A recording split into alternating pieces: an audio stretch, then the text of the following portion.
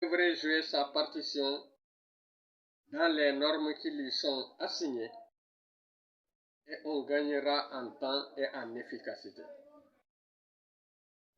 Si le président est interpellé pour régler les problèmes d'insalubrité d'une partie du pays, ou pour des cas de salaire, ou pour des cas de litige foncier, cela donne l'image d'un président qui veut régler tout seul toutes les situations.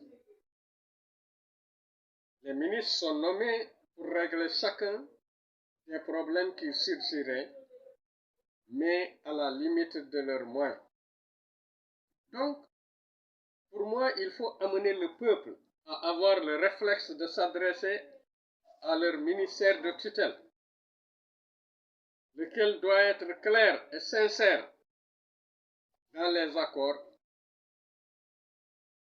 avoir avec les différentes couches sociales.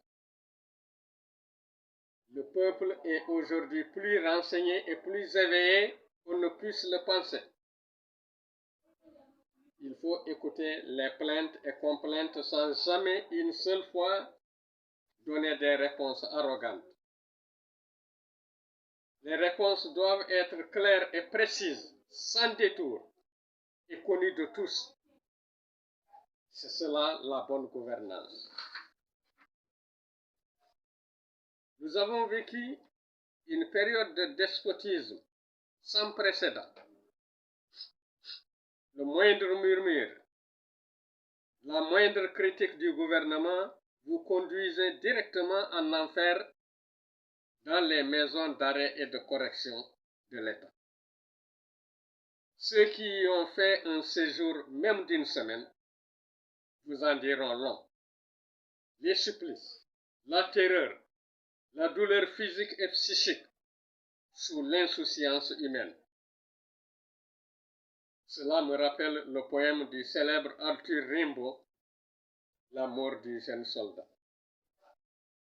Une association des droits de l'homme demande qu'on oublie et efface ce que j'appelle les atrocités de la politique, les exécutions extrajudiciaires, les tortures de niveau 3, les liquidations physiques. Qu'avait fait cette association concrètement pour éviter à tous ces hommes et femmes de subir ces rudes châtiments corporels et psychologiques? De plus, chercher à situer les responsabilités ne correspond en rien à une chasse aux sorcières. Tout l'argent ayant fait l'objet de piratage doit retourner dans nos caisses sous peine de sanctions très sévères. J'estime que les religieux ne sont pas et ne devraient pas être prêts à cautionner cette délinquance économique. Ce serait contraire aux préceptes de toutes les religions révélées. On ne peut pas couvrir un voleur, un tyran, s'il est avéré. C'est ce à quoi j'attends de nos chefs religieux. Je ferai de manière concrète des propositions au nouveau gouvernement. Pour l'heure, je propose la mise sur pied d'un plan national de développement, confié à une commission nationale de développement. C'est une expérience suédoise ou australienne, entre les deux en tout cas, qui permet d'arrêter les errements. Comme exemple d'errement, dépenser des milliers de milliards pour une autoroute ne faisant pas plus de 50 km. C'est absurde.